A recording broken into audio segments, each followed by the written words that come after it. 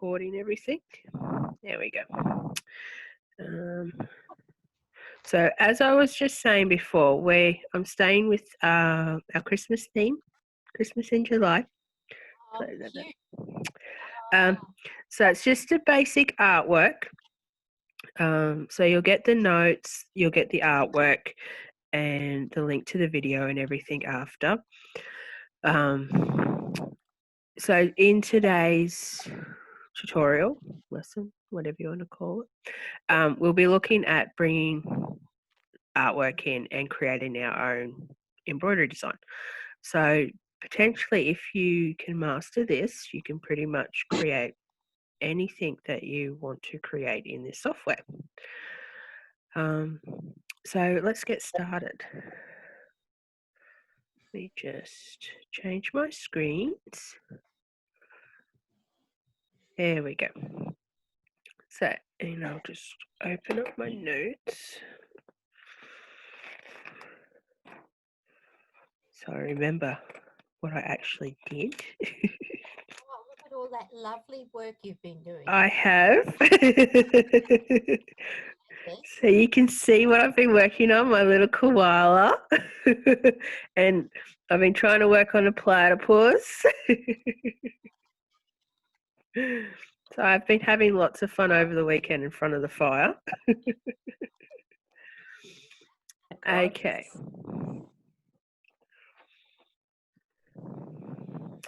So we've opened up our software to start with. And as I was saying to Michelle, because Michelle's got junior, I will do a video out separately for hers because she might find some of this stuff is a little different to what she's got on her screen. Okay, so we've opened up our software. Last month we talked about just bringing in like vector files, SVGs and things like that. So that includes, let me have a look who I've got here. Okay, so that includes like projects where you've used your cutter with your SVG files and you've downloaded SVG files from websites for the cutter. You can actually use those SVGs as an embroidery as well. Okay, so you're not limited in that concept. So there's a lot of like wording things out there and things that would look nice on tea towels, shirts, that sort of thing that we've used in cutter projects or have been created for cutter projects. It works the same way in the tutorial that we did last week.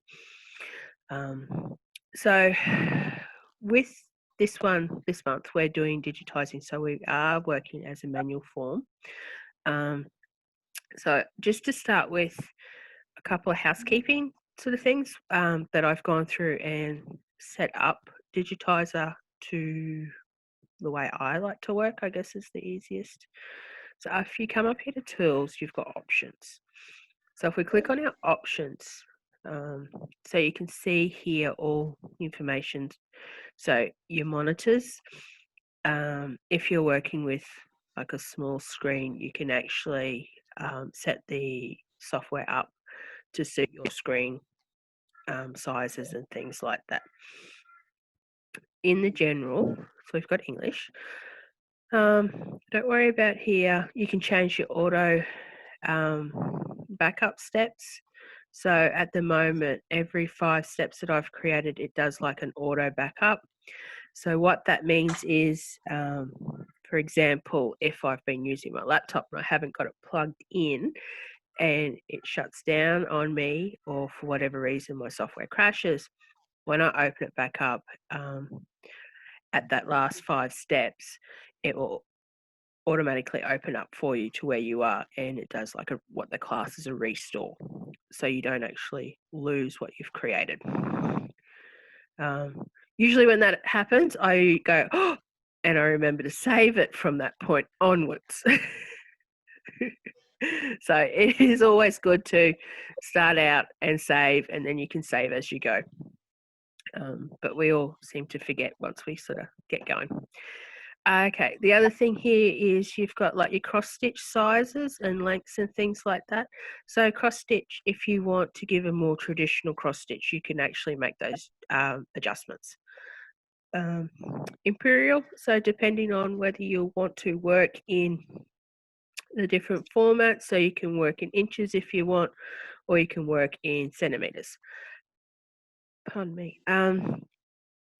This is going to sound a bit strange, but so embroidery, I work in imperial. Then if I'm using the software for the cutter, I actually work in inches because our mat has our inch marks on it, whereas our embroidery hoops work in centimeters or millimeters. So depending on what projects I'm creating, I will actually swap between the two. So that's just an easier reference point for me. What else? Tools. So here you can see here I've got separate resize and rotate. I've got that one clicked.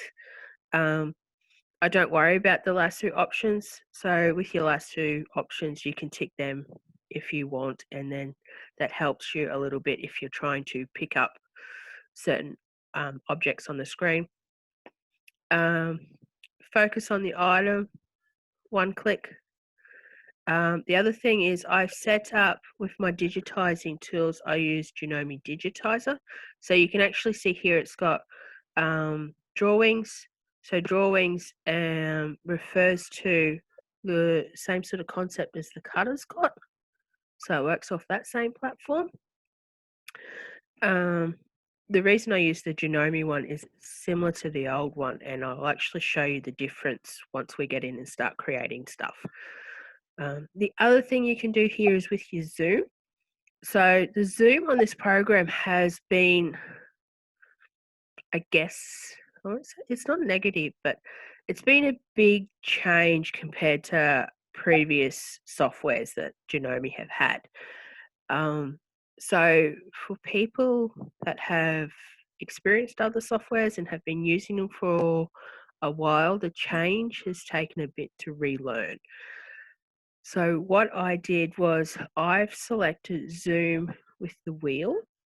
So what that means is when I scroll on the wheel on my mouse, forward and back, it actually zooms in and out of the picture on the screen. Whereas if I remember originally, you had to hold down Shift, I think it was, on your keyboard and then scroll, I think was the factory settings. It's been a while since I've had it restored to factory. So you can set up here as well as the control and wheel, and you can pan as well. So I just find that easier to use with the scroll of the mouse. I can zoom in and out, and then if I'm going left and right, I can use my control and shift then. What else we got? Viewing. So if you want, you can go through and change your text sizes and all that. I've left all that on default. Printing. I haven't made any adjustments with my printing at this point in time. I don't do a lot of printing off of the software at this point. Your palette, so you can go through, you can change your palettes if you want. You can select, so if you want to create one as a default, if I come down to, yep, there you go. So I've got Janome set as my default colors. If you've got marathon, you could set marathon. Resent, you can set your resent. Yeah, so depending on what you've got, you can set it. I don't usually worry too much about it. Like I leave it on the Janome colors because they're the Janome colors that I use. But you can, I don't usually worry about the colors too much because when it comes to stitching it out, depending on what I'm stitching it on and what project it's going with, I usually change the colors anyway. So you have that. You also have custom hoops. So you can see here I created a hoop for a Memory Craft 11,000. For some reason, there's no MA hoop in here. The reason behind that is they're actually having a few issues with the background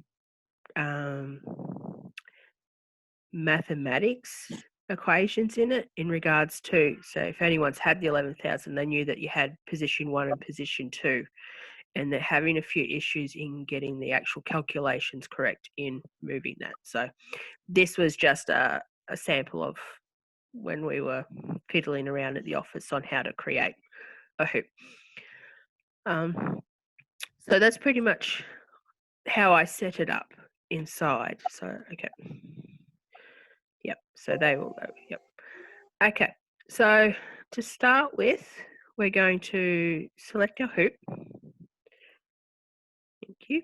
Okay, and because we're just doing a standard embroidery design that is actually quite dense, I'm just going to make it a little one. I'm not going to make it too big at this point in time. So I've just selected my SQ14 hoop. My fabric I have on my normal, so that's for my homespuns and things like that. So we talked about this a bit last month in regards to your different fabrics will actually give you different calculations when you're actually creating it. So I was talking with Diane earlier saying that this one's a little bit more user friendly than other versions. So what they have done is depending on your fabric. So if I chose denim, my actual stitch out on the denim will be different to my actual stitch out on cotton in regards to number of stitches, underlays, things like that. In saying that, like a big issue, people might go, oh, well, if you're creating something for cotton originally, but then you want to go stitch it for denim, you'll have to go back and create it all again. That's not the case. So once you actually get into the software, you can actually tell it each time you use, like bring in a design, what you want to stitch it out for. So you can actually change your fabrics each time you bring something into the software. So, okay, let me just move that so I can, here we go. Okay, so I've got my hoop set, I've got my fabric set, and we're going to create you. Okay, so if I zoom, so like I was saying before, if I roll my mouse, that gives me a lot easier to zoom in and out. So if I hit control, I can still go up and down. If I hit shift, I can move it around to center. So at the moment, you've got the template on the screen. My template probably looks a bit different to everyone else's because I've changed my factory settings. So if I go up here to our grids, you can see that you can edit it. So you can actually customize the spacing. So the 10 mil, the reason I've changed it to 10 mil is on our grids for our machine, the gap between those lines, so these lines here, in those little boxes is 10 mil. So now I know that the grid that I have on my screen in front of me will actually match up with my template. So I now have a visual of what I actually can see when I'm going to stitch out. So that's how we change those about. So I've got my grid on there. The next thing I'm going to do is I'm going to turn my hoop on and I'm going to turn my grid off. So I now have the space that I want to work in. Okay, so these are just little personal, I guess, characteristics I like to set up when I'm digitizing. Everyone's different. You may want to leave the grid there so you've got an idea of your sizing and things like that. Once again, it's just a personal preference, so don't stress too much. Okay, so we've got through that. The next thing is we need to import our artwork. So if we come up here to from file, click on that. When we open it up, it will automatically take us to our built-ins, as it has in the past. So what we need to do is when you download your design that I email to you, what I would suggest is to create a file on your desktop. I think I call mine digital artwork. So you can put everything in so you know exactly where it is. So at the moment, mine's on an external drive. So I'm going to locate my artwork. So digital artworks, and I have lots of bits and pieces in here of stuff I find. Okay. Where is he?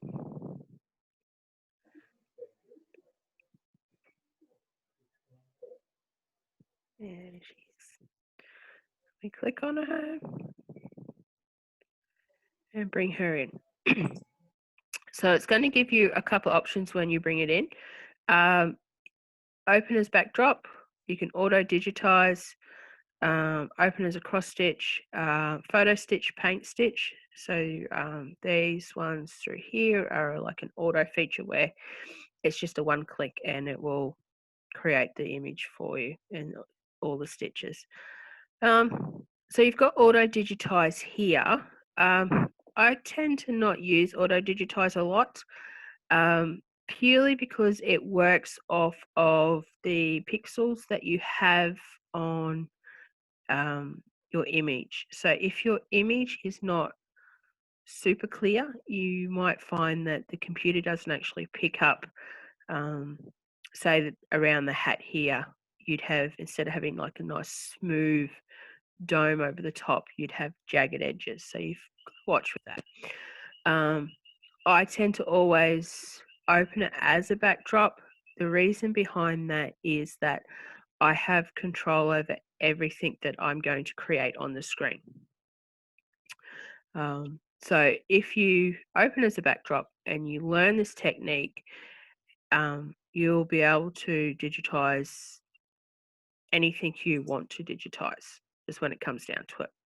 If you have these abilities and are confident in using it as a backdrop as opposed to auto, the sky's your limit in what you want to create. The next thing is you can see here down the bottom, it comes up with the resolution. So in regards to the size, so if we brought it in now, it would be only quite small. So we want to create it a little bit bigger so it fits nicely in the hoop. And let me just have a look here. Okay. So I chose for this design, because there's white up here and white down here, you could bring it in if you wanted to. But what I'm going to do is I'm going to set my height at 140. So what that means is that white area will be 140 in the hoop. So I know that when I bring my artwork in, I will have a space inside my hoop that my design will actually sit in the hoop. It won't be directly on that outer perimeter. Okay, we go okay, click on the screen, and our artwork's in. So if I zoom in, you can now see our artwork. The next thing we need to look at when we're digitizing, and the easiest way to learn this is by actually just watching your embroidery machine and seeing how it stitches out, seeing where the layers are and things like that. So if let me just find that sample again. So bear with me. I pin this. Pin video. There we go. Okay. So here, bring that up out the way. Okay. So if I put it on a little bit of an angle, you can sort of see there's depth in the eye area and in the scarf. So this is created through a layering technique.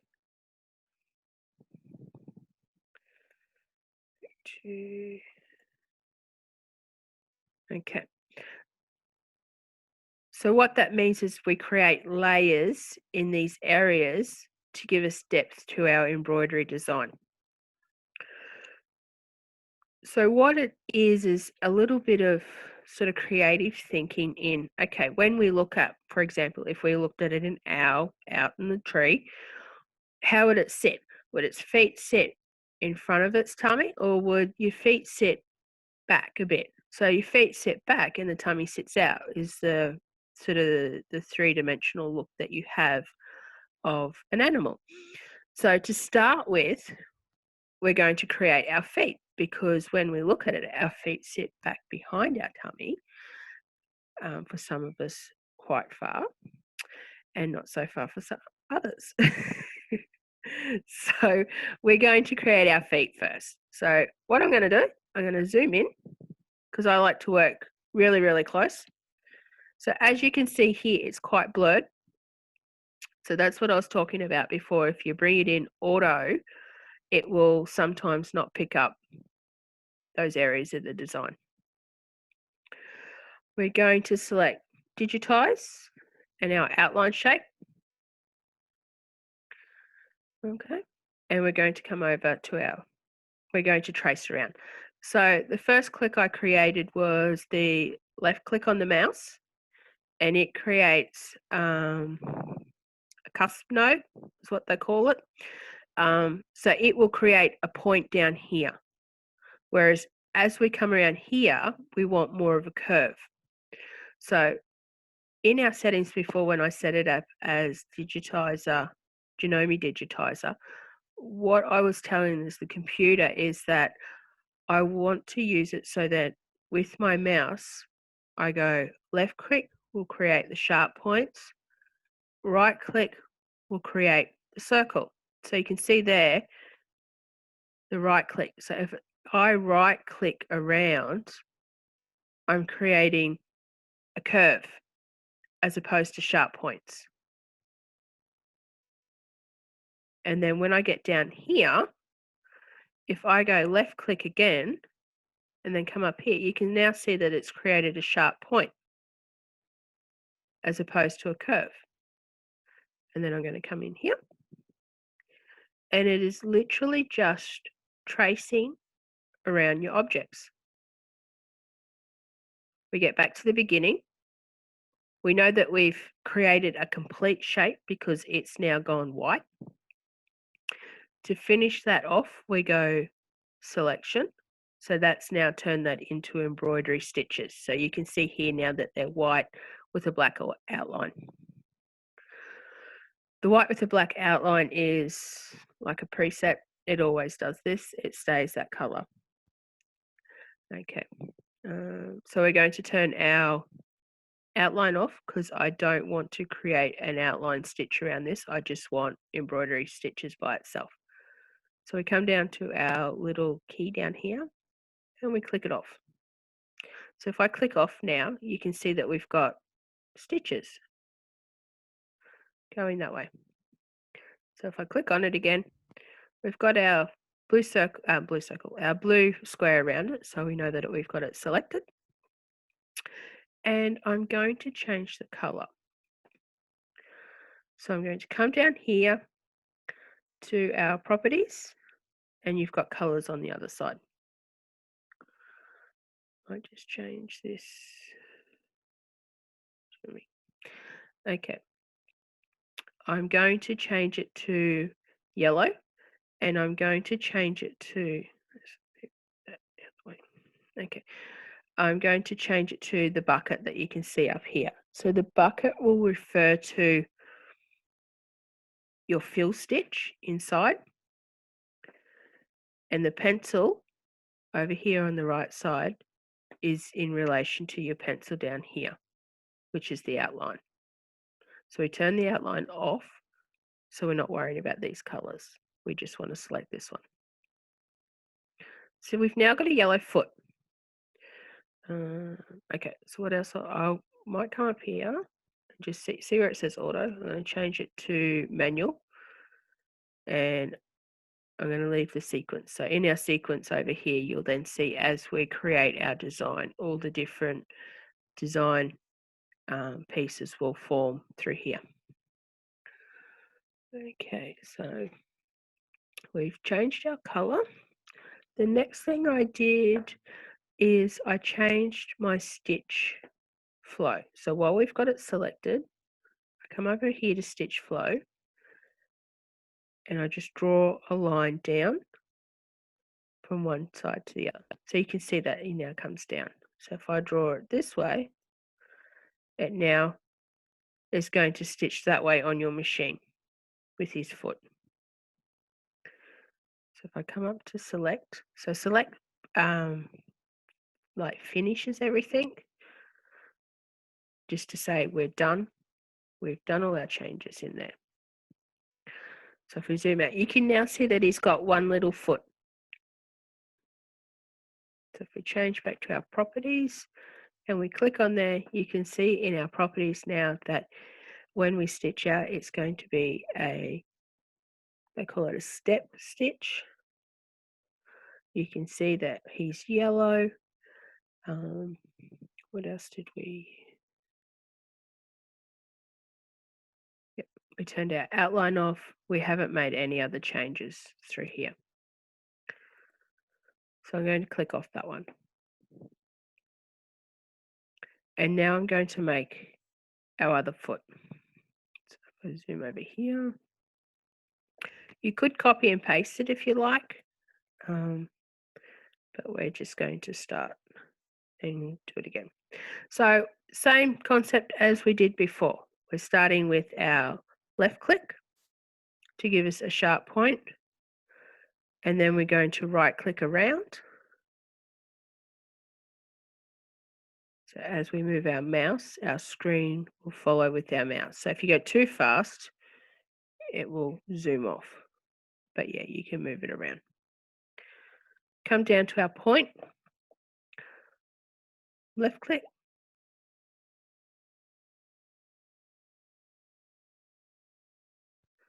Back to the beginning. So you can see there, I know that that design is going to join up because that other point from the beginning changed color. Just going to center it. Selection. Turn off our outline. We can see down here in our color bar now that we've got two colors. So what that helps out is that if you want to make both feet the same color, you can just click on the one down here. You don't have to go back through your color bar on the right hand side and try and match up that color. We're going to change our stitch flow and up like that. So what I've done here is, depending on which way his foot's sitting, I've made the stitches line up with that middle point. So if we come over here, this one's on slightly on an angle because his foot's slightly off to the side.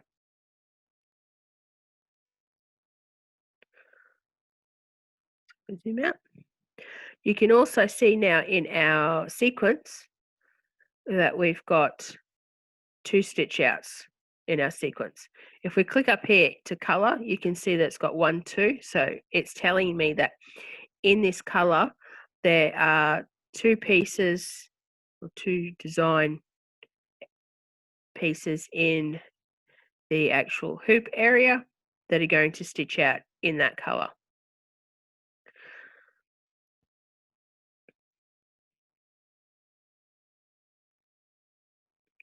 Let me just open this back up.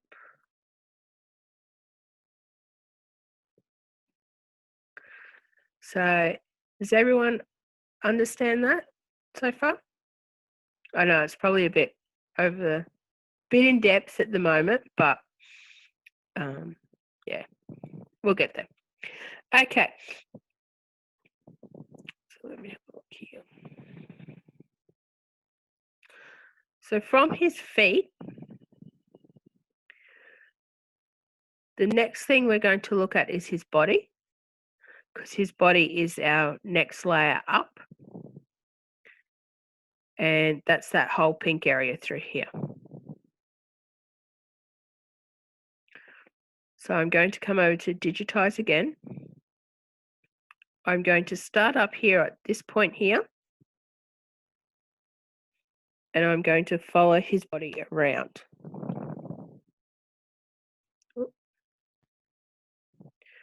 So we're going to create a point there because we want a nice clean point. And I'm just going to follow roughly around. So this is what I was talking about before when I said that you got more control over where you want to create your pieces.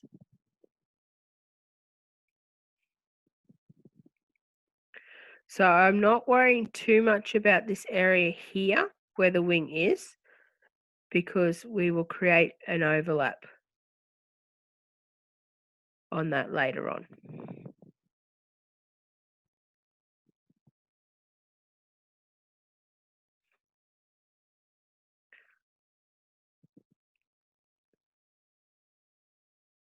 And same with his scarf.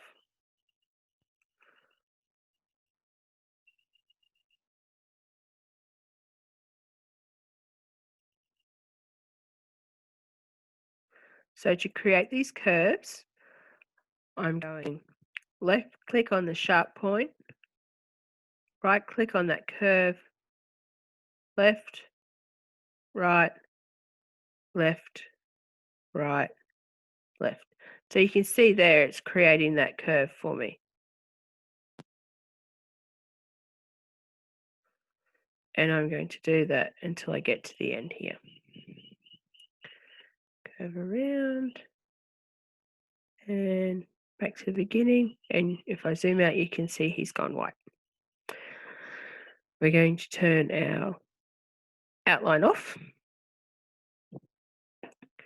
I'm going to change the color to pink.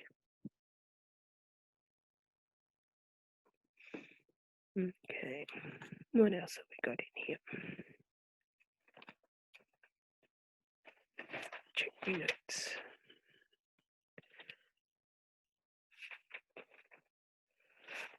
Okay. Okay.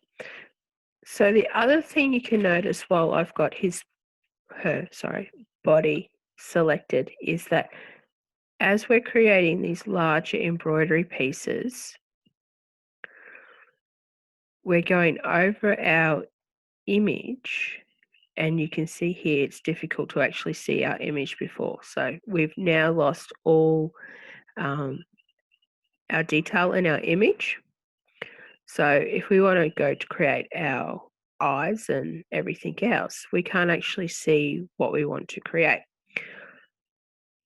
So what we can do to fix that is to come up here to view, go to backdrop, and bring it above embroidery. So now you can see the shadow of our owl is back. So you can still see that we've created these stitches, but you can see our detail of our artwork underneath. Pink. Okay.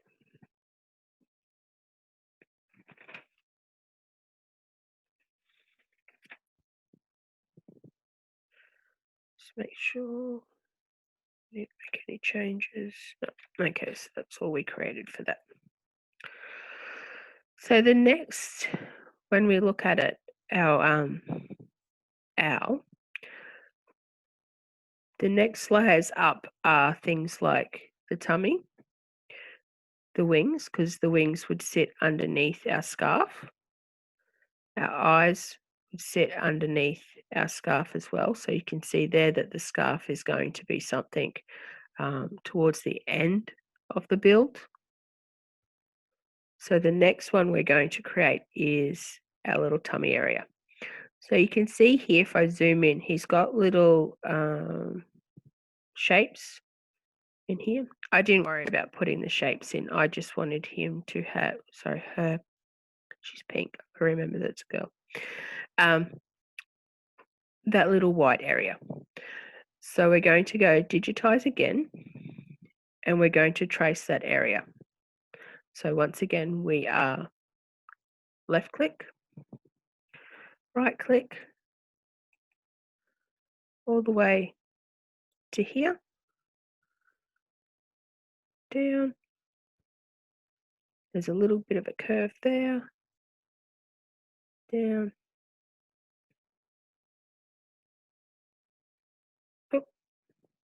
What am I looking at? Try that again. There we go. And curve that around.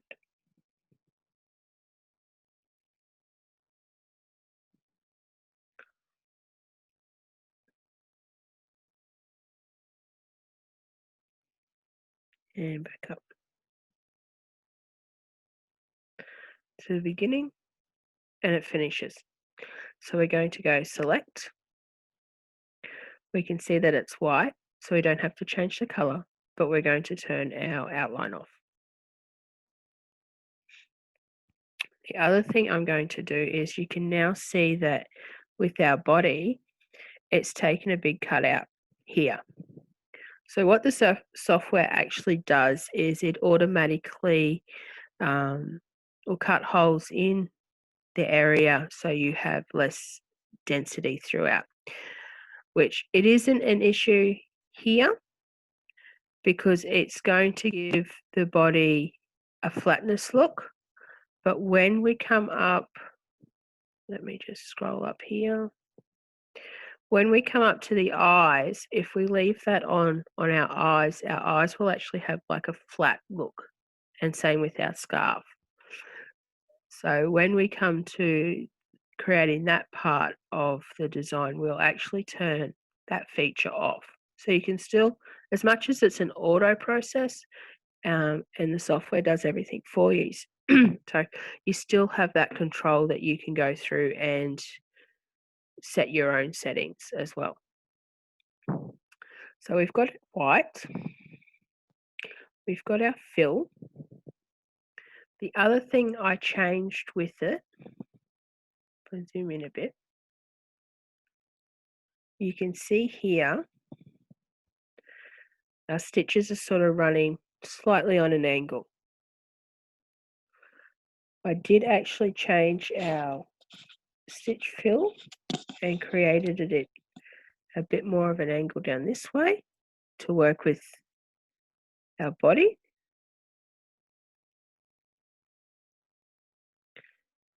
So it's sort of even between those two. The other thing I did was I changed my underlay. So at the moment, the underlay is set at like a preset. So when I was talking to you about the different fabrics before, if you leave it unclicked like this, the program will automatically set the underlay to whatever fabric you have chosen up here. So you can go through, this is what I was talking about when I said that you could go through and change your fabric to whatever you're stitching it on. So if you went through here and chose corduroy, it would change the information you have in the back of your embroidery designs to suit that fabric. Okay. So you can still make those changes. If you want to take off that auto feature and to have more control over it, you can still click it over here. So the reason I've clicked underlay over here is, if I just turn that off,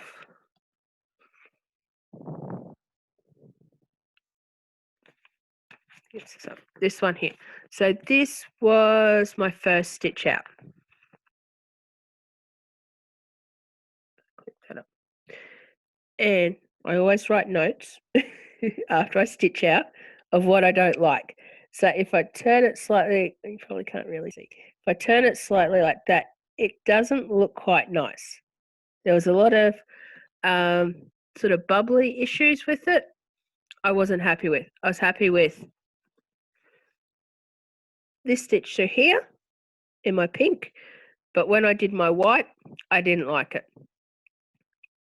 So, and you can see up here, my eyes, I made adjustments as well. So that was my first stitch out. After I made those adjustments, you then went to the second stitch out and see there was still a couple little adjustments that I made on there. And then the third stitch out was my final stitch out that I was happy with. So if we go back to digitizer. That's what that in relation to. My third stitch out is what I liked, and this is how I got to it. So to combat the uneven stitching, I turned my underlay on and I chose the underlay that I wanted to use for that area. So you can see here it says Packing Plus. If you look closely, it's actually an outline stitch, so it comes around the outside, and then the packing on an angle. So what that means is when you've probably seen it before when you watch your embroidery design, the underlay has come down and it goes like a zigzag effect across the area with a bit of gap between it, and then it comes back the other way and creates a foundation. So we've got that ticked. So the foundation, what it's actually doing is creating a sturdy foundation for those stitches to come over the top. So what can affect that? The simple as a stitch angle, the way that you've chosen to stitch out the angle of a design can affect that. And that's why I always pre-test everything. So everything that I've created in class has always had multiple pre-stitch outs. So I've gone through and yes, that works. I don't like that. Yes, that works. Because what you see on your screen isn't always what you get. And I do see that a couple of the ladies that stitched out last month's project, you could see that what you see on your screen is not what you get. So you always want to go back and just check on what you're doing. So that's how I came up with the way I like it. You could add, if you really wanted to, you could go through, change your pattern, put something decorative in it, and that sort of thing.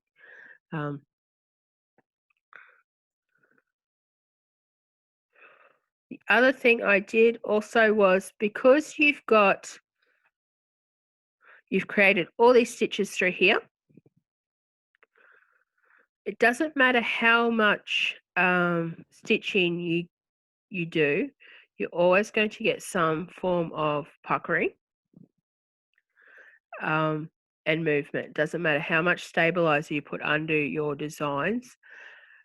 The concept of physics is that with that needle penetrating that fabric and putting extra stitches in there, you're always going to have that adjustment. You're never going to get rid of it. Yes, you can stabilize your fabrics.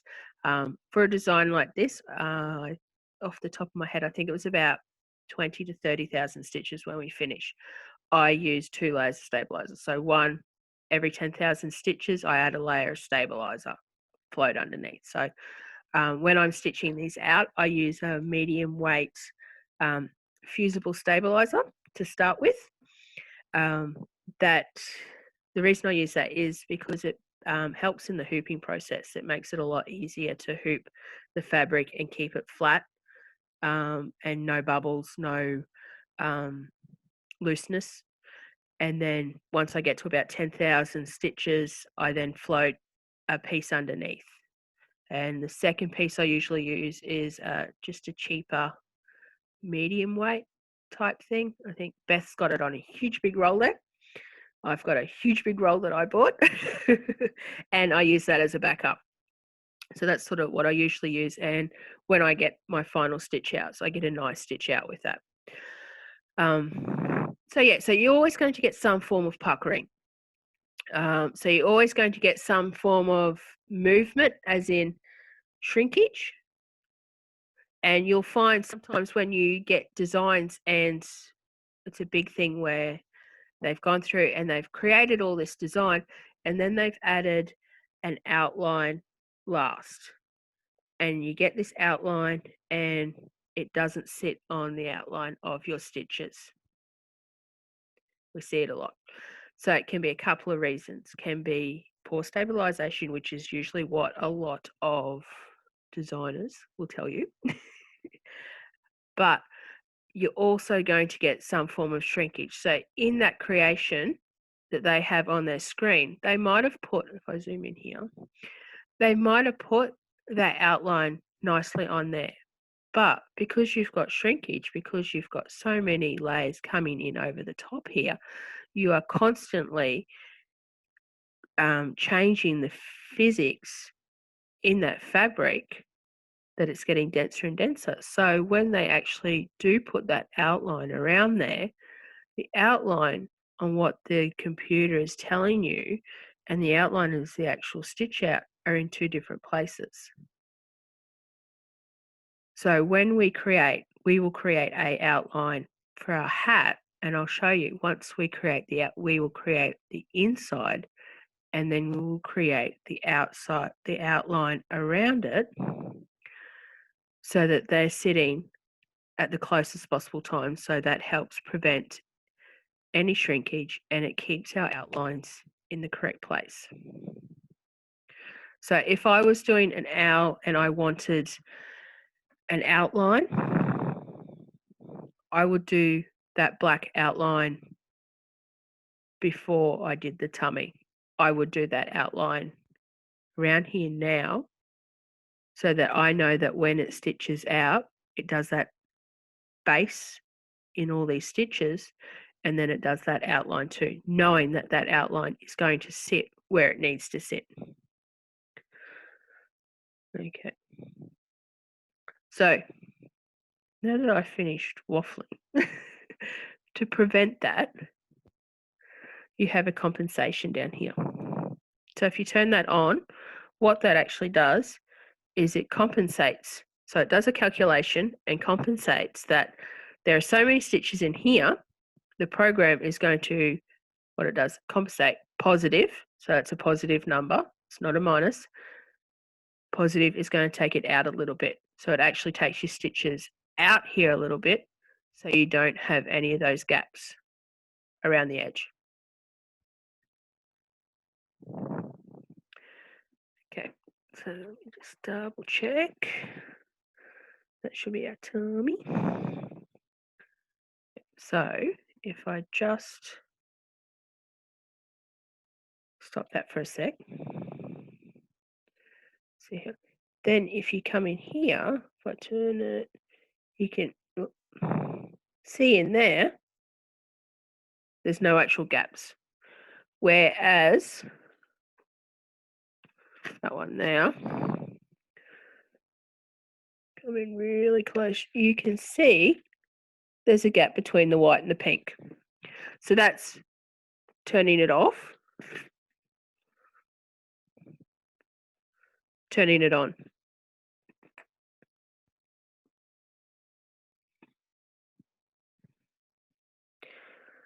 Okay.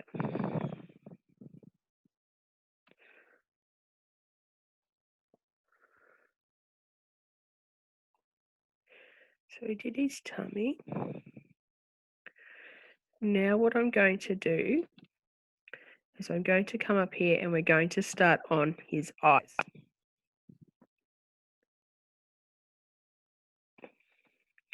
So come up here, zoom in on our left. So when we zoom in here, you can see that our eyelashes are sitting back behind our eye. And then we've got our white, our black, and we've got two lots of white. So I just left that one. I didn't worry about that little bit. So the first thing we're going to do is we're going to create our eyelashes.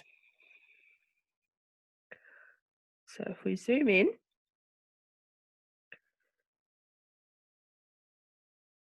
using our clicks. So to delete that, all I did was backspace on our keyboard and it deletes that node for you. I'm going to create them individually, like so.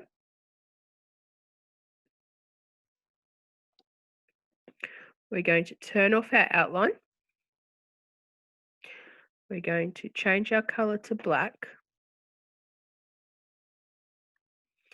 And if I zoom in here, you can see that in this stitch, we're going to get a sort of, it's stitching down here and then it's coming around there. So we want it all to satin stitch out evenly. So we're going to change our stitch flow like that. So that's now made that all even through there.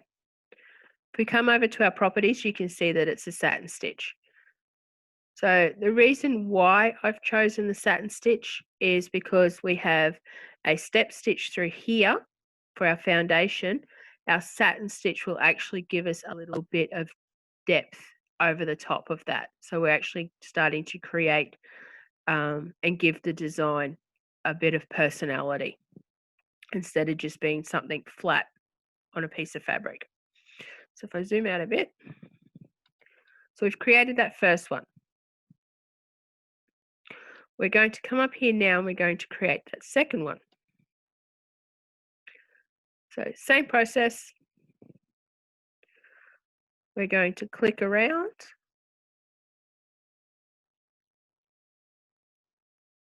Like so. We're going to turn off our outline, change our color to black, and just double check our stitch flow. And we're happy with that. Okay, third one.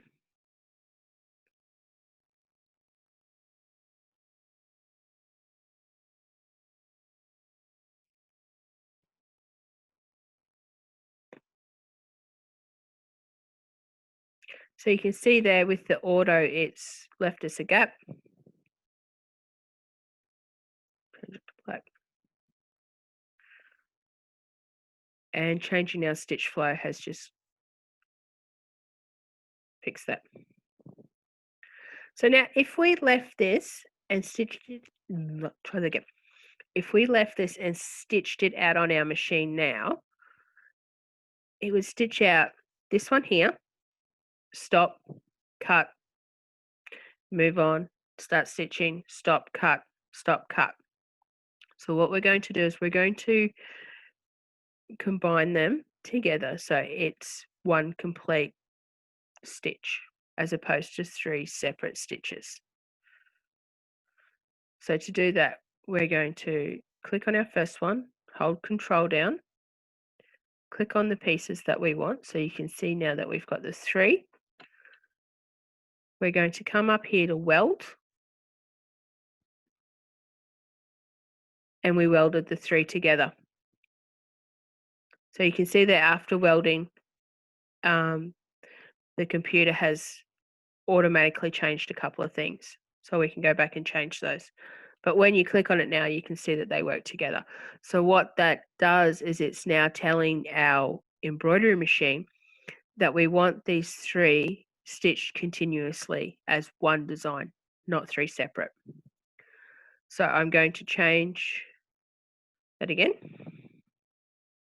You could have just left it and changed it once you finished it as well. The other thing here you can see, sometimes you've got some stitches like this. If you want to move them around, you can go stitch edit and find where it is, which is that one, and bring it down here. So you can now see that it's forming underneath. So I've just tidied it up a little bit. The other thing is I've got a little bit of a gap here. So if we click on that, go to our stitch, you could actually just bring that down a little bit so it's a little bit more even through there.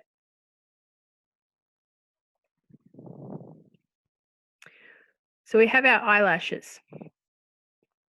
Okay, let me have a look. Yep. Our next step is we want to create our white section here. So you can see down here you've got a bit of a flat line. So I'm going to start here. And I'm just using the curve. Actually, I might start out a little bit.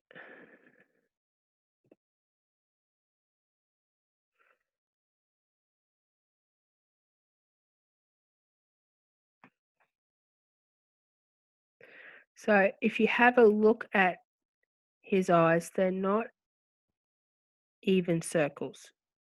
So this is going to give you a bit of character by creating this. If you come through and created it with a circle, you'd get a full circle and they'd be even. So you can do that, but this gives him a little bit of character. So you can see there that we've finished. So it's come up, select. Okay. We're going to turn that off. It's in white. What else have we got for his eye?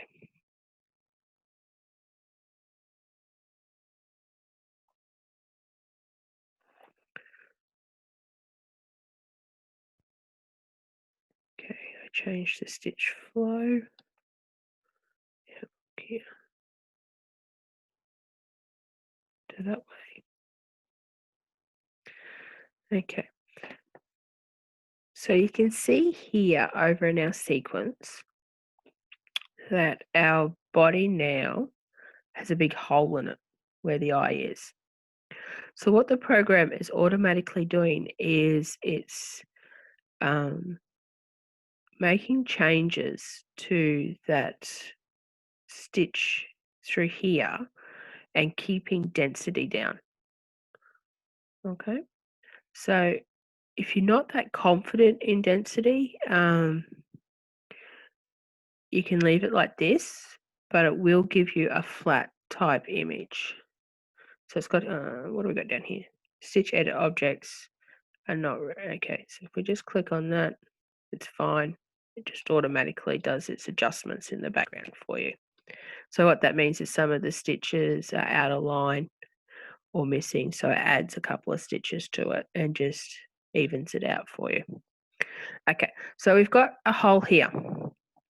When we were talking before, we wanted to create depth in our eyes.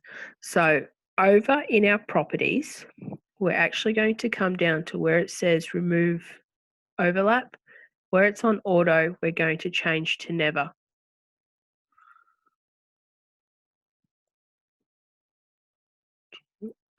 Why didn't it change? Might help if I pick the right one. There we go. Okay. So once we change the that removing that overlaps, you can now see that we've got our and that's why that came up before. There we go. Our base is back again. So we've got that foundation there, and then we're creating this eye, white eye over the top. What else?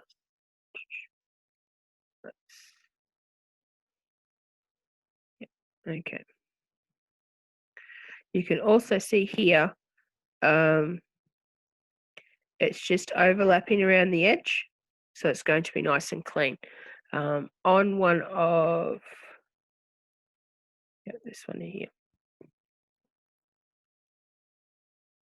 Bring that up. On this one here, I've actually taken a note there. You can't actually see it on the screen, but there was a tiny, tiny little gap in here, which I wasn't happy with. So all I did was go back here, was just move those in a bit. Okay, we got a, where'd that go? Yes, I've got a chat, there it is. Oh.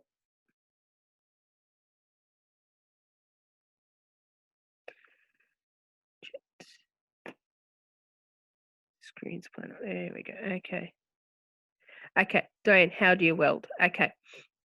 So what we did was we selected, so if I go back here, we selected that one, our first one, we held down control, and then we left clicked on our mouse to select the second one and the third.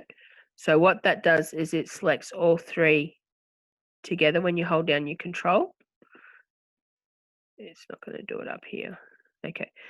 Then we came up to here where our shaping tool, where it says shaping, click down and see it says weld, and we selected that one. If we selected trim, it then cut them out and intersect means it would actually, so if we press intersect now, it would actually cut a hole in there as well. Okay, I hope that explained that a bit better.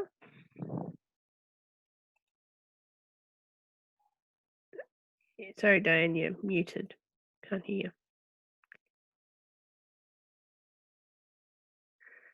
Okay. So we should now have our eye. We've got our eyelashes, our white.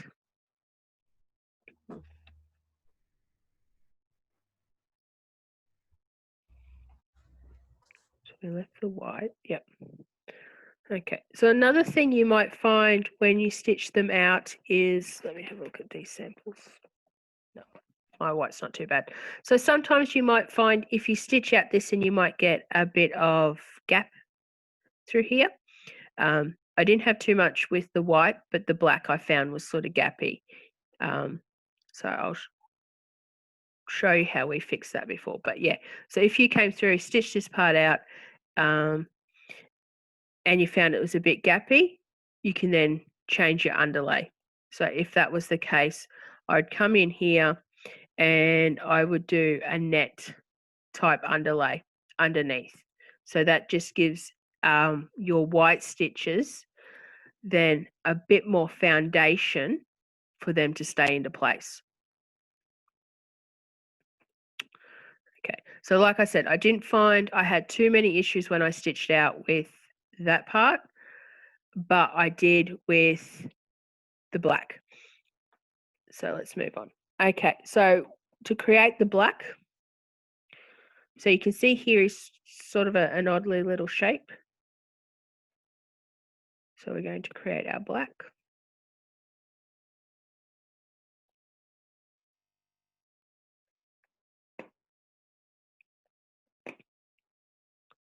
Change black, turn it off. Okay.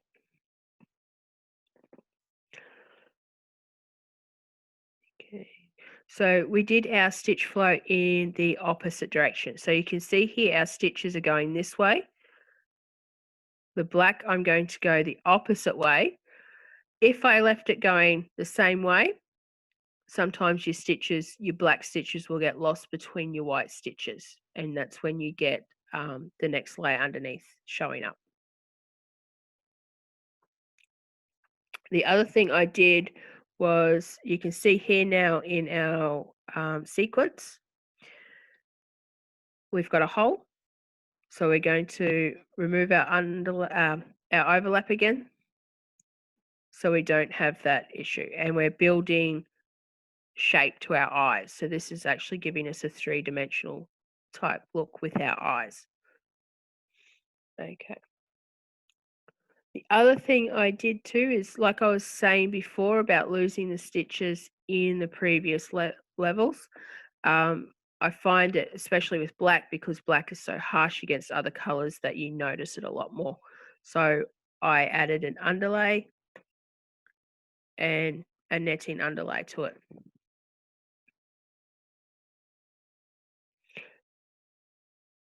Okay. So to do our little white section is a complete circle. So I just created a circle. So select shape, create our shape. So to create that shape is just hold down your left click on your mouse and drag it to whatever size you want to create. I turned it off. You can see that it's set up as a satin. Sorry, step. So we want to leave it as a step. We want to change our stitch flow. And we're going to create it the same angle as our white stitches, like so.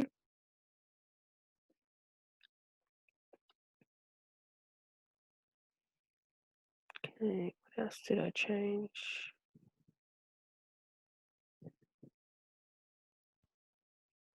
Outline, yep.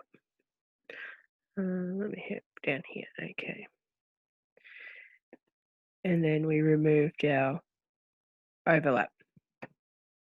So that will actually give us depth to our eyes. So to make sure our eyes are even,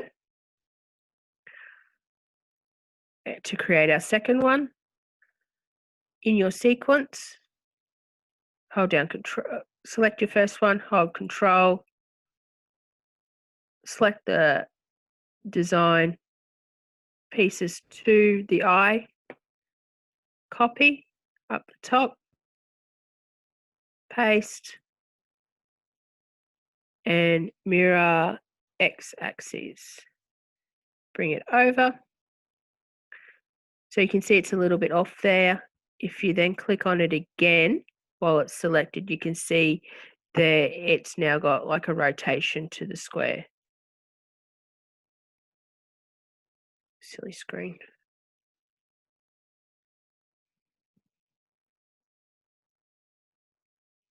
And yes, we've just got that. Okay. So if we come down here in our sequence, you'll see they're still grouped. So if we click on it, it's grouped.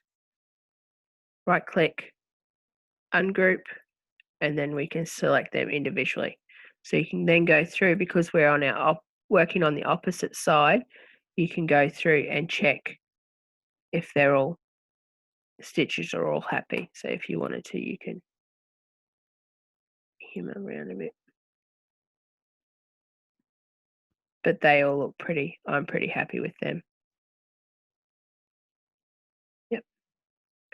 Okay. So if we want to have a look at our design just by itself, you go Alt-1. So that's what we've created so far.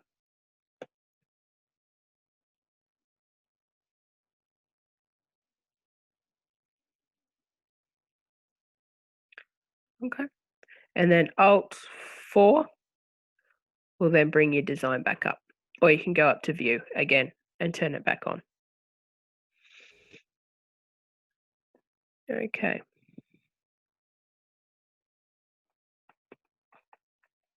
Next page. Okay. So now we're going to create his wings. So we're going to start over here on this one. Digitize. Going to come in here.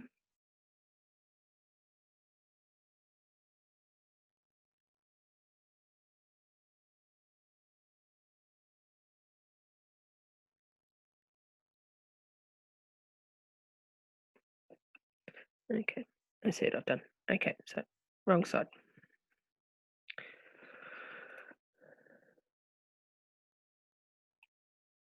So we're just following that shape around again.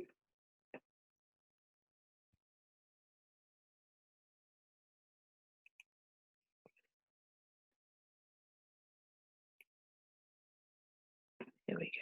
Select. We're going to change it to purple. Okay. Turn off our outline. Oh, hang on a sec.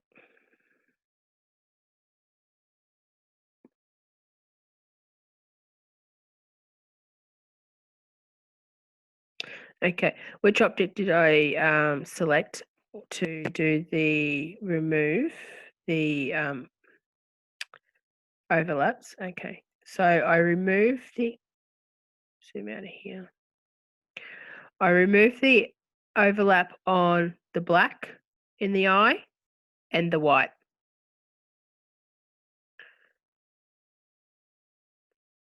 So you want all three, white, black, white, so that if we left it on, we'd have big circles in our, like his foundation of the body. So if we click on these parts, if we come over here, so we've got the white selected, you can now see that the remove overlaps is never the black is never, and the white is never. So when we copy and paste, because we made all those changes to the first eye, when we copy and pasted them over to the second eye, it automatically kept those changes for you. And that's what will give us depth in our eyes. So his eyes will really pop out when you stitch them out. You will also find, so you have got one thing to remember, you've got 1, 2, 3, 4 layers of stitching there. So when you do stitch it out, it will sound a little bit clunky. If you're worried about your machines, you can always just turn the speed down on them. If you had, so if you left the overlap on auto or changed it to always, it just means that the eye would set down in there. So it will take out that density in that aspect of the design, but you won't get that visual effect. It'll be like a bit flatter type of design. Okay. So if we go back to his wing, we've got his wing selected. Changed it to purple, turn that off. Let me have a look. We changed our stitch flow. So he sort of sits, his wings are sitting in towards his body. Because when you look at him, you sort of want that as if his wings are wrapping around his body.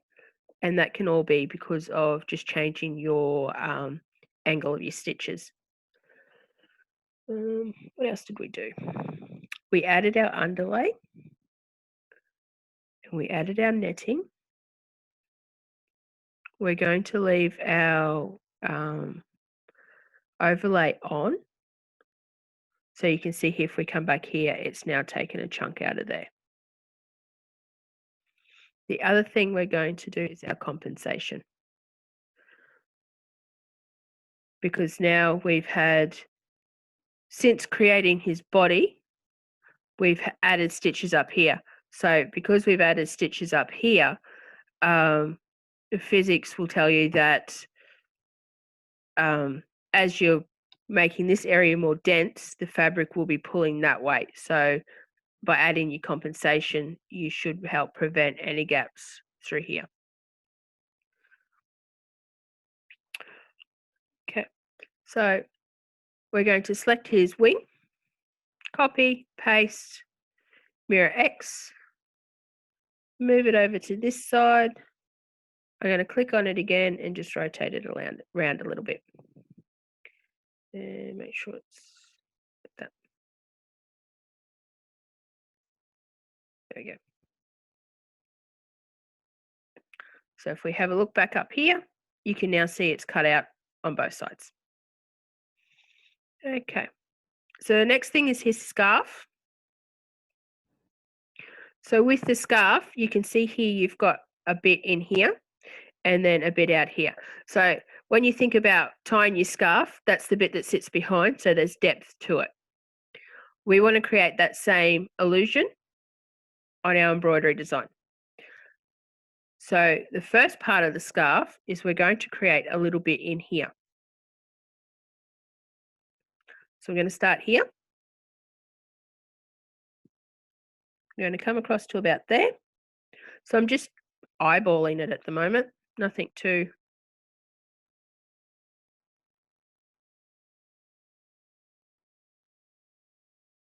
And I've just gone just over the edge of our stitches through here and back up again. Okay.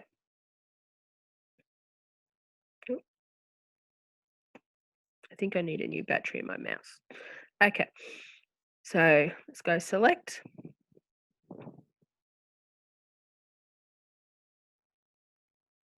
We left our stitch flow that way. We're going to turn off our outline. We're going to change our color to red. So another way you could do that is getting that depth is by using two different variations in a red color as well. But what that means is that you're then adding an extra color change in your stitch out. Whereas you can get the same effect by using the same color, but just having your stitches stitch at a different angle, and then the light actually picks up on that angle and gives you that illusion that there is depth in it. So a little bit of background photography in there for you. Okay, let's get back to this. Okay, so we've turned that off. The other thing is I'm going to set a net fill. We are also going to do compensation with that. So if we go back up here,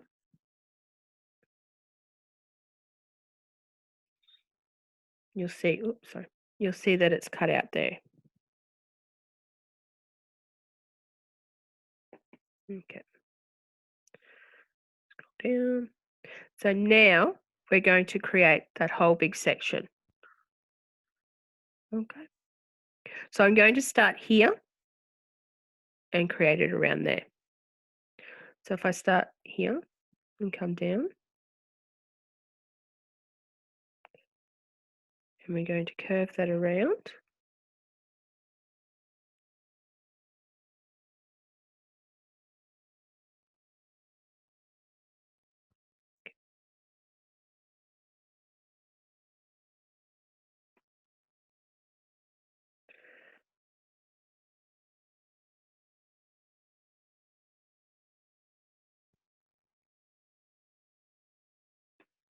Bring that up a bit higher.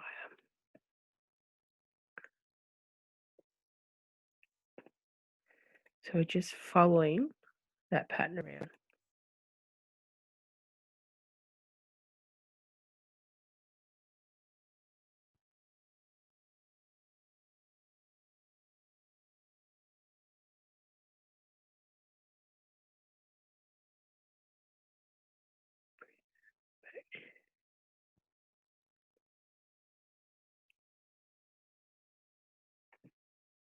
So I just brought that in. So even though the design came out here, I just tucked it back in so it looks like it's wrapped tightly around his neck.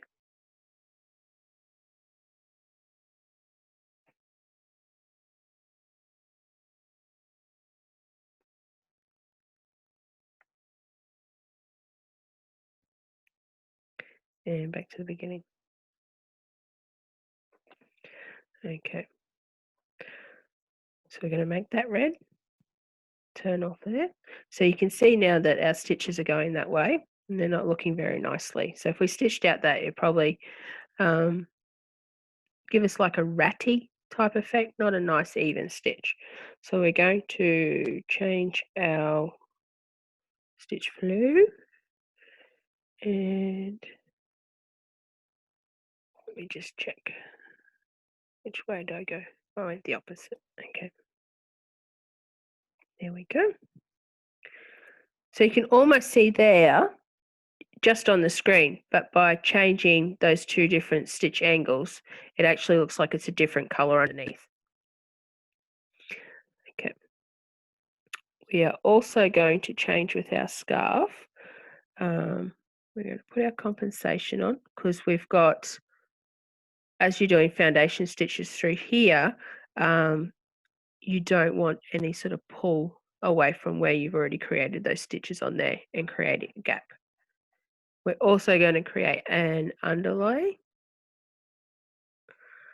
and we're going to change it to our net fill. Zoom out. So if we left it the way it is now,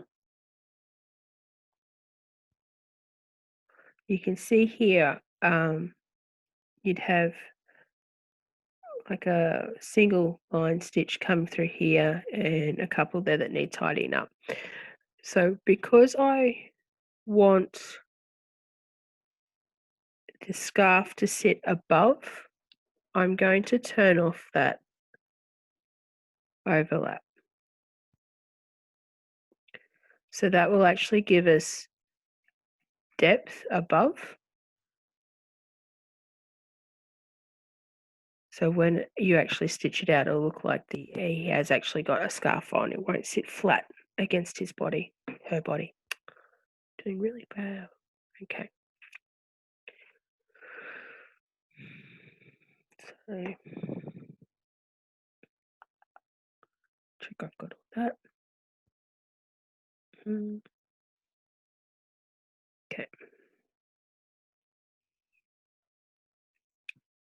Okay. So if we turn that off now, here we go. So that's what we've got so far. So if I zoom in here, you can actually see that his eye is sitting a little bit high. I'm just going to pull that down a little bit. There we go. So there won't be any pink come through there now. Okay. So yeah, you could move his eyes down here if you want him looking cross-eyed or that sort of thing. Okay, so the next step is our hat. Okay, so let me have a look here. So you can see here on the actual design, it's got a bit of holly, and I chose not to do it. So that's the beauty of working as a backdrop, is that you can make those changes if you want. So we're going to look at the hat. So thinking of what it looks like when you've got a hat on, the red sits behind, the white sits out in front like a puffy bit. So when you're creating that layer in the hat, you want to create that red layer first. And if we keep it with the red that we've got down here, what we're actually telling our embroidery machine is that it will stitch out our scarf and then we'll automatically start and stitch out the hat. So you're also reducing colour changes by working them together. Okay, so we're going to create our hat.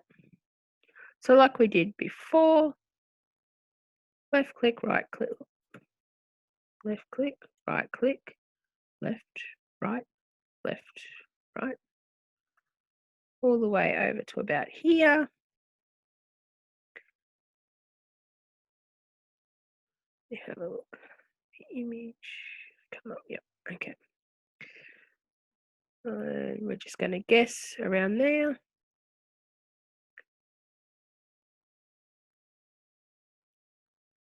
To this point here. Curve it around. So we're curving all the way around here. Might zoom right in on that. Okay. So we're going to select, turn our outline off, change it to red.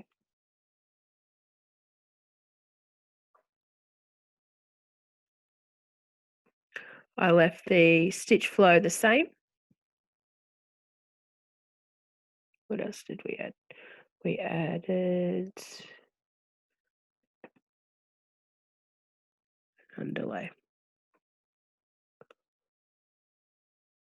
Okay. So like we were discussing before about the outline, if I put an outline on here, so I'll do it in black just so you can see, you'd get an outline all the way around. So you'd have an outline down here, and then you'd create the white. So it'd go red, satin outline, and then white over the top. But that is just, well, A, we don't need that in the design, and it'll be just a waste of embroidery stitches because you're going over the top of each other. So waste of thread and all that sort of thing, and extra time. So with our outline, we only want an outline around here because that's the bit that's showing, and that little bit here. So that's why we actually turned our outline off. Select it. And we're going to individually create our outline.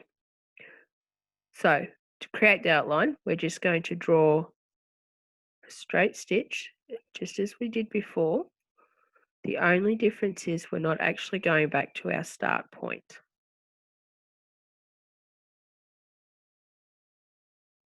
So when we get down to our end, we go enter on our keyboard, and that creates our line. We're going to select our line. So this time we're working as an outline, not a fill. So we're going to change it to red. We're going to come over to our properties and see how we are selected in outline now. We're going to select our satin.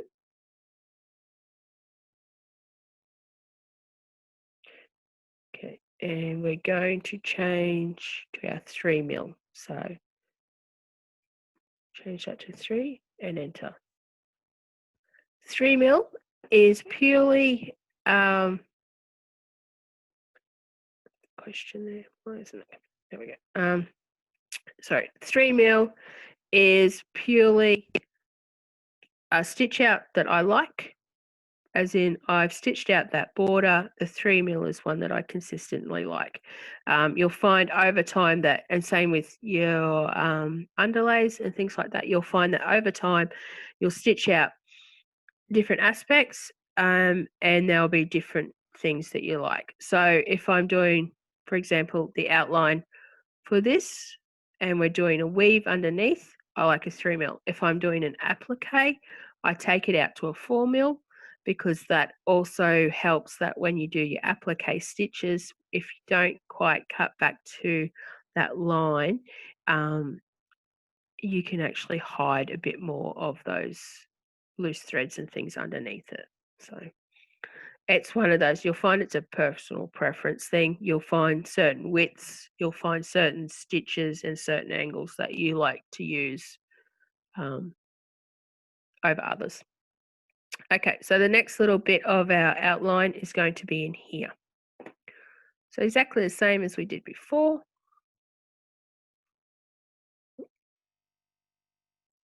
Definitely need to change this battery. And down here.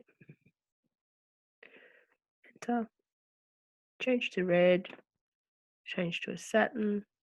Change to 3. Like so.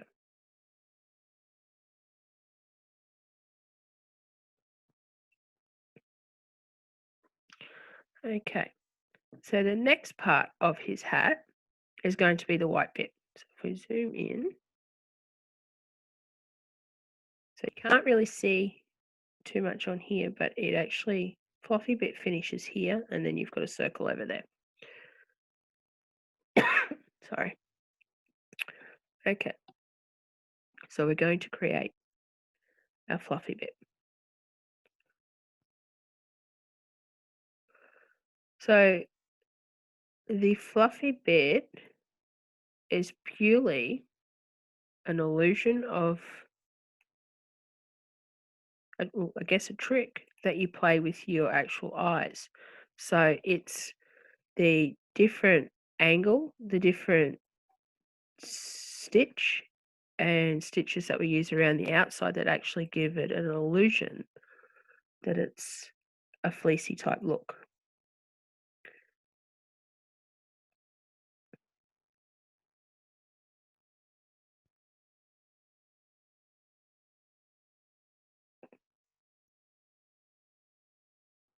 So we go back to our beginning. So we're going to turn our outline off. So if I just hide that now, so just so we can see this,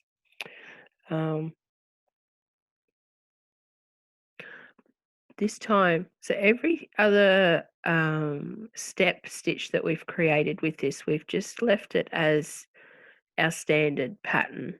So that's just our, like an auto, the go-to that it uses. This time, we're going to come over to our properties, and we're going to change our pattern. So we're actually going to click on our pattern. We're going to scroll down till we find a weave, is the one I used.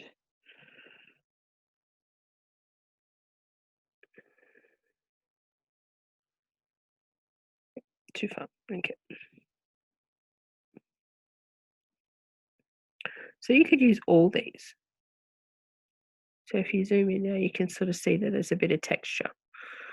and the one that I stitched out because I liked. And once again, you'll find these that you like. And the other thing with these is stitch them out. So even if they're just little blocks and put together like a little folder of how they stitch out. There it is. That's waves. Should have put my glasses on.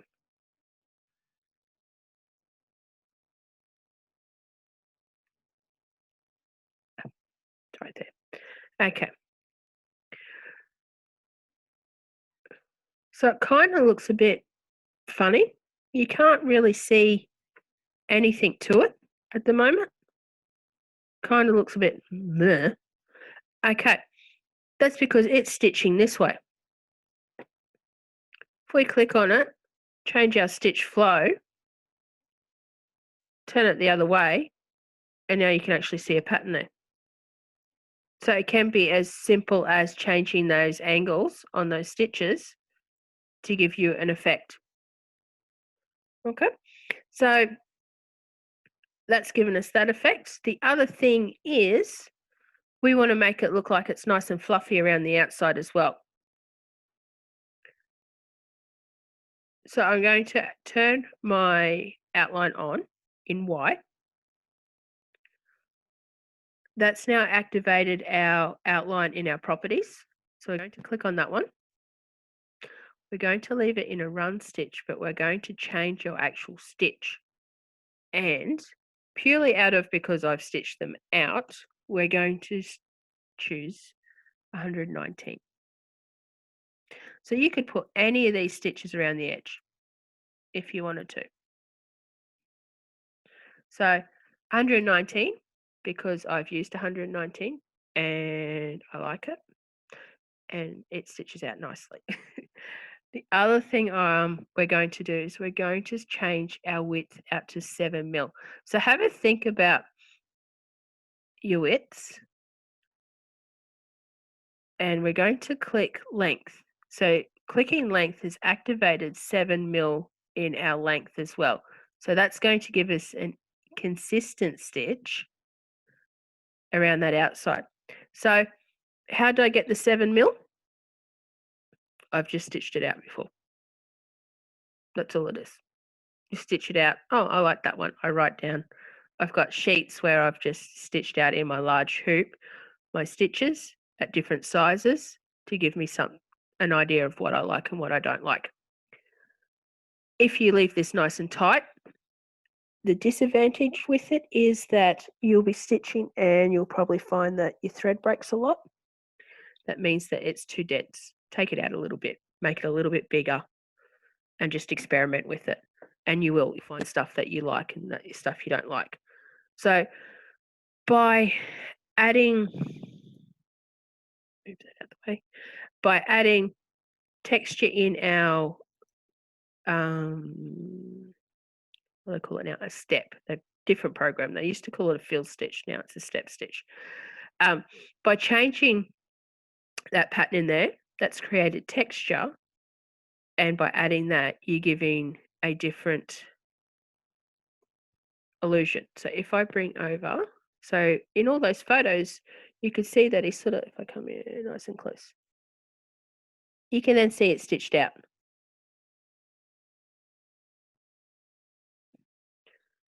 So it gives you that illusion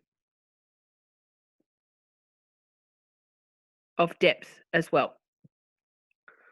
So we're going to create our little ball over here. So all we did was create a ball to whatever size you'd like to create. Change that to white. We've got it selected. So you can see at the moment, if we come over into our properties, we've got it on a step.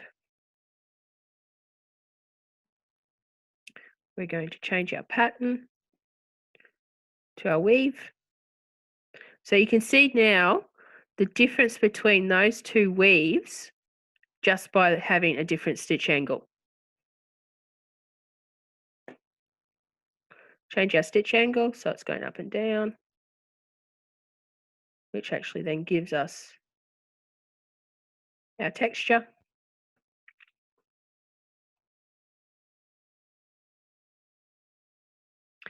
Go to our outline, select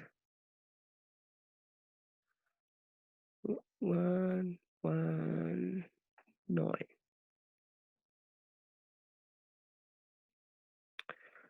So at the moment, you can see it's set at preset of 0.4 mil. So it's not actually that big. Um, so yeah. So when I work with these sort of stitches, I think about my sewing machine. So at the moment, like a 15,000 skylines, that sort of thing, they're a 9 mil stitch width on those decorative stitches. So it gives you a idea of what you're working with. So the 7 mil is slightly smaller, so they're an old school. So they're your low shank machines, so those little tiny ones, 11,000, that sort of thing. Those, your older ones, are a 7 mil. So it gives you an idea of a visual perspective of what your stitches will stitch out like. So you could always take it up to a 9 if you want, or not. Personal preference. Okay, so now by creating the hat like that, you can actually see we have some depth into it. So it's going to sit over the top of here. So it's going to look like she's wearing a nice little fluffy hat. So if we bring our image back up, we can create our nose, beak. Okay. So we're going to go digitize and create a point. And then I came in and created like a little curve. So like a piece of pizza. We're going to select it. So you can see here it's already set on a fill stitch. I'm going to change it to a different yellow just to give it, and then we're going to turn that off so we can see it. So I still have so you can see over here, I still have my outline selected. So I'm going to get rid of it and go back to our properties. I'm going to turn off our overlays so it sits out on top of the body. Okay, let me just check. Okay. So that's our little owl. If we wanted to see how it stitches out, you can check your slow redraw. Let's increase our stitches to about 2,000 so we can actually, and then you can actually see how it's going to stitch out. So you can see there, if I pause there, there's a gap in there. So if we sent that through now, you'd have a gap and it'd stitch out a bit, and then that bit would come over the top, and then our white would come through here. So I want to tidy that up. I don't like that. So that means there's a gap in here somewhere. So if I come back up to her body, there you go. You can see underneath here, there's a gap coming in. So what that means is that this one here, so the red and the white, there's a gap through there. So all I'm going to do is just click on that, click on our nodes, and I'm just going to bring it out a little bit so it overlaps.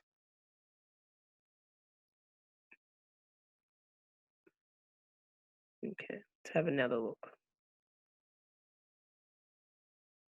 Go back to our color here.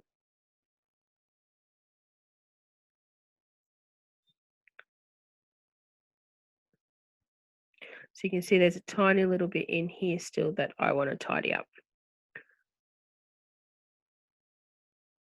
Back, which is in there. So if we click on here, that little bit there. So which side is it? Okay, so I'm going to just bring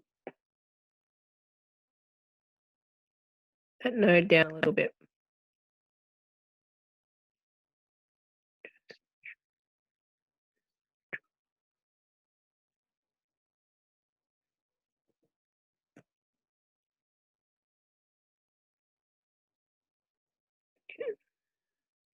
Center that a bit better. So that tidied that up.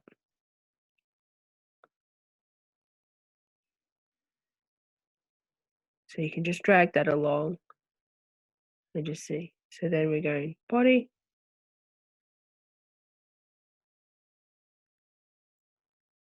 And you can see, if we're coming down through here, you can see that compensation. And then we're going to go eyelash, white. See, that's that underlay that we were talking about. So that's going to create that foundation so that the black stitches actually sit out on top of the white stitches and don't fall in between. You'll find sometimes if you have, they will fall between, you'll have like a gappy in your eyes, but you don't want that. So it's literally just tidying up those stitches. Our wings. So you can see there that compensation again. And then we created that bit, then it starts. So you can see there it's going to continue through. So you've got one color change. So you're breaking down, you're removing additional color changes in your machine, additional tie-offs and jump stitches and things like that. And then the top, and then we're going to create the hat. And we finish off with the white. So you can see by stitching that way is where it's going to give you that texture. So you can probably find that if you stitch out some of those textured fills and they don't come out very nice, stitch them out on a different angle and you'd be surprised what effect that you can actually get from them. Okay, if I zoom out. Okay, so the other thing, so you can see here she's not quite centered in the hoop. So if you come up here to where your machine is, says to machine, you can center to the hoop. So now she's nice and centered to the hoop. I'd go through and save. So save it as our draw file so that we can come back and edit later on. So that's how we've come up with those different layers in those different stitch outs is I've left it in a draw file. The only Jeff files that I have, I send through to a USB and keep everything on my computer in a draw file. And then you can make those changes after. So you go through, save it, to export it to your USB, the way, pop a USB in.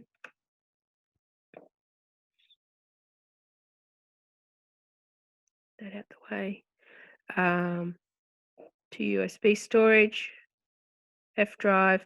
So you see, depending on your machine, you can put them in the MBF folder or this is for my 15. So as long as it goes over on that F drive, you can actually view stuff outside the folder. So stuff I work on for classes and things like that, I leave outside the folder, and then other stuff I put in. You can also go through and create extra folders on your USB as well. Type in whatever name you like. It's preset because I'm working with my 15,000. It's preset for JPX. So what that does is that actually keeps all extra data behind it. Depending on what machine you've got set up here, this will automatically set up for you. So older machines just use Jeff. I usually save it as a Jeff Plus. So I'm not sending as much information. The JPX actually sends the artwork over to your machine as well, and it's actually hidden in the background. You can actually turn that on those machines. Sorry, a bit of a dry throat. So I usually just save it as the J plus file if I'm using for the 15. And then, yeah, you name it whatever you'd like to name it. So I think that was it. Oh, but I'm not going to worry about that. What else? So down information down the bottom, so you can see as we've finished our stitch out, there's over 31,000. Like I said before, I'd still use 2 layers. I would just change them at about 15,000 stitches, and once I get to about 15,000, slide. Bear with me.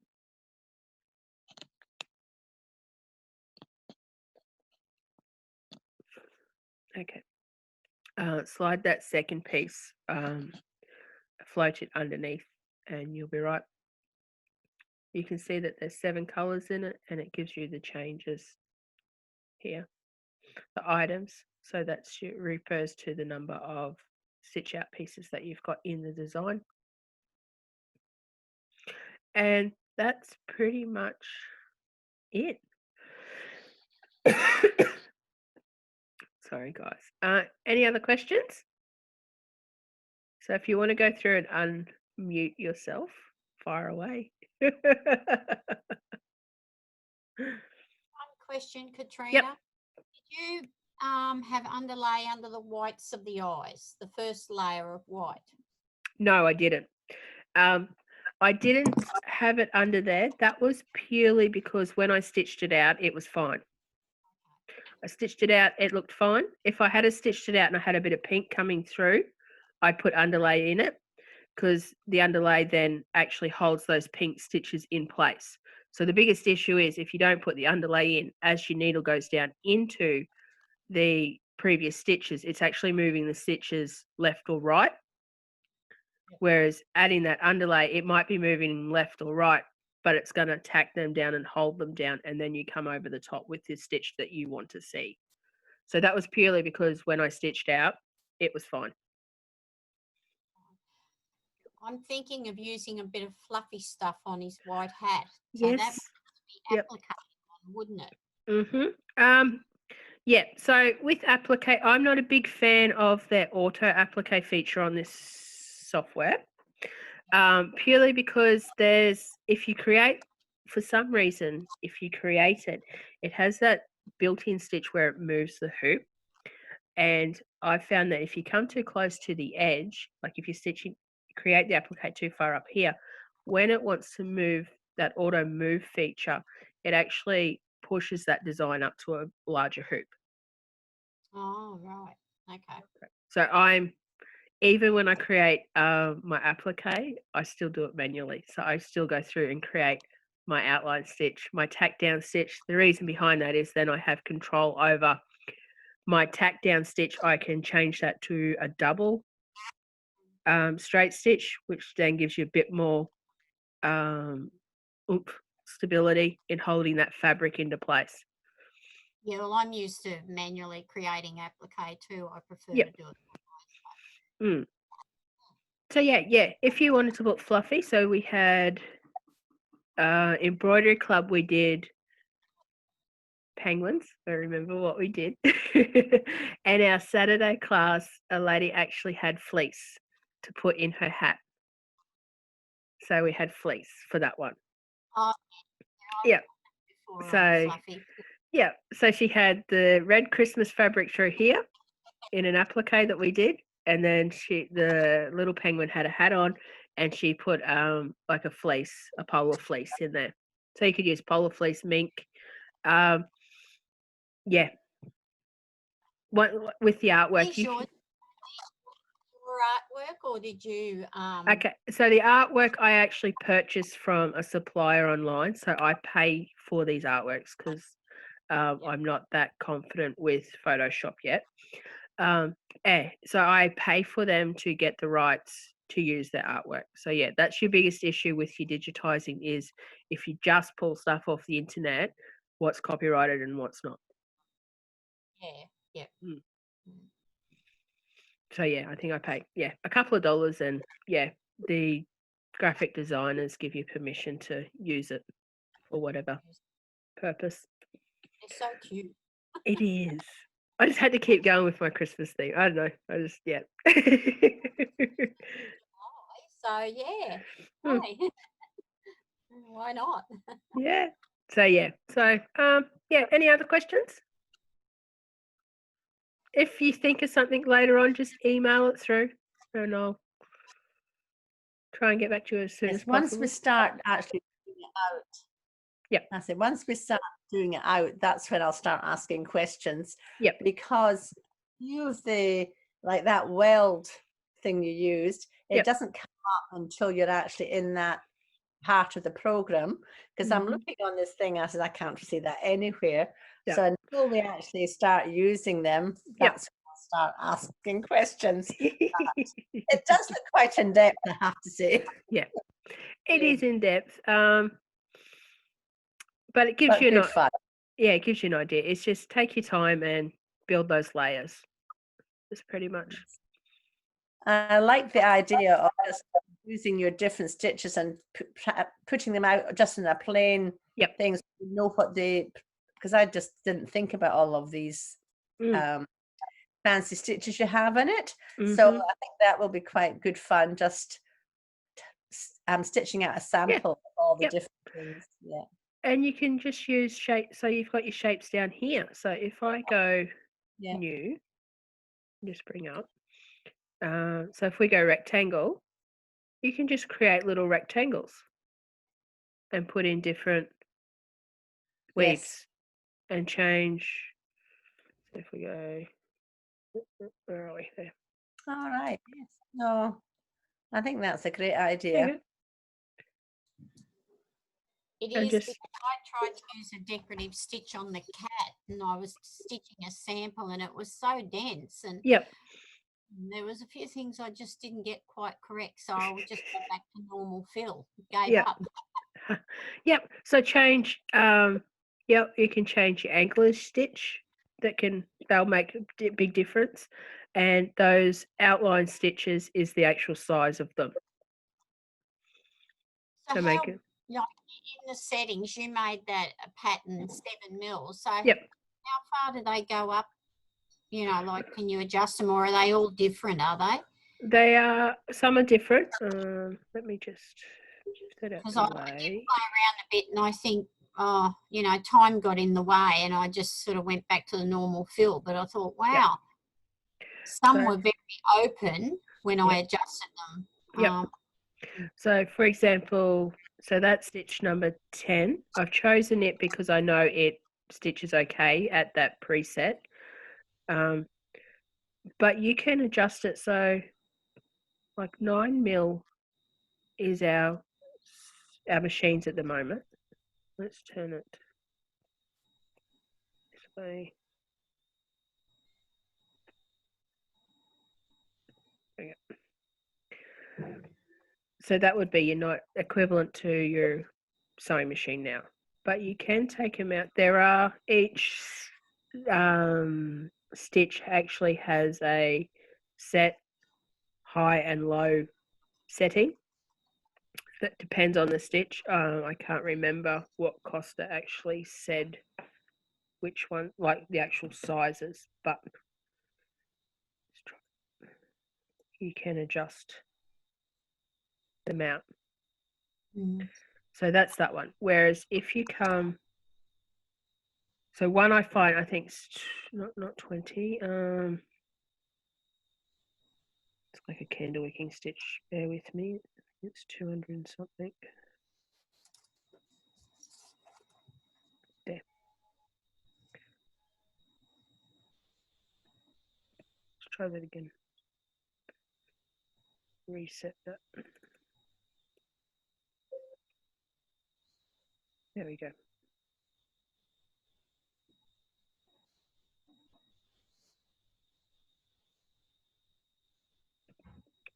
Do that again.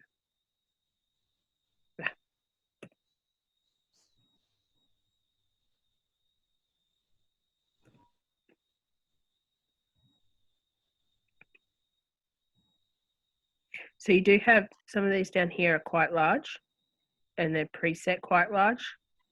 So that there. So if I pull that down, you can see there that's between that. So that's already 10 mil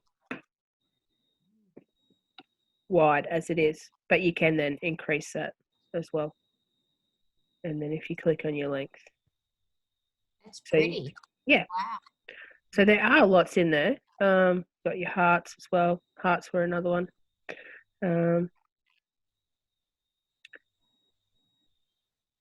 Which they're not too bad because they are just like a line stitch.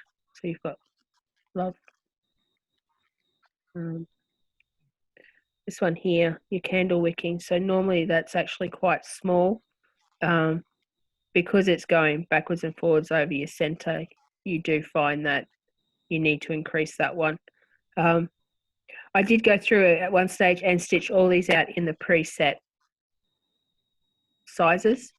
And then, yeah, some of them I've just increased to whatever I like. But yeah, you need to test them, unfortunately, because some of them do work really good and as a preset, and then some of them I haven't been impressed with. So, play. Yeah, it is.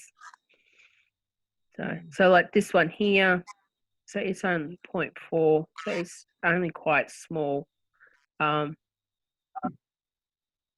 Like that as an outline. I've done that kind of stitch before, and they look really nice. Yeah, it's very similar to the one on that on the 15,000 that gives you like a hands look stitch. Yeah. Any other questions? No, we'll probably have heaps when we play.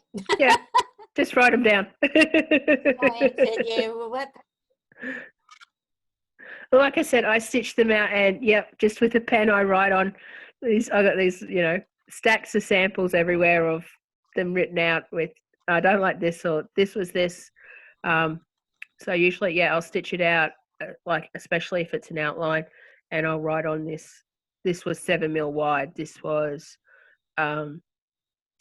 length was 2, length was 4, length was whatever, and yeah, put them together in a folder, and then you've got your references as well. Yeah. Well, thank you very much. Very interesting. Can't wait. Okay. The same thing. Can't wait till the little. What is he? Yep. A little an hour for this one. Yeah. My cat got one of my shopping bags because it was sort of a I stitched out. The first one went in the bin. Yeah. He's sitting on a shopping bag. Put him on that. You can also, if we go back here, if we go to view and click on thick view, you can actually see the red are your dense stitch points. So like you're saying where you stitched out some of those decorative stitches and you weren't happy with the dents, you can go through and just check where your dense points are as well. You select, bring that up, Katrina.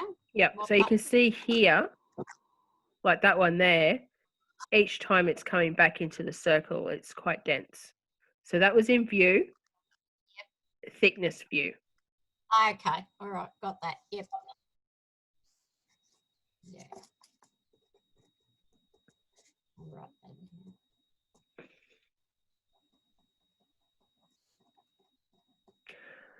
Okay then. Well, that's it for today. Thanks, Katrina. Yeah. We're all waiting now. I know. I can't wait. I can't wait to see the samples. I love seeing. Look what I did. It's like, yeah. And that's the thing. It's all you can do is just use it. That's all you can do, and just don't be afraid, and just have a play. Oh, if it doesn't work, yep, start again. I like the stitch flow feature on this. It's really. I'm a bit.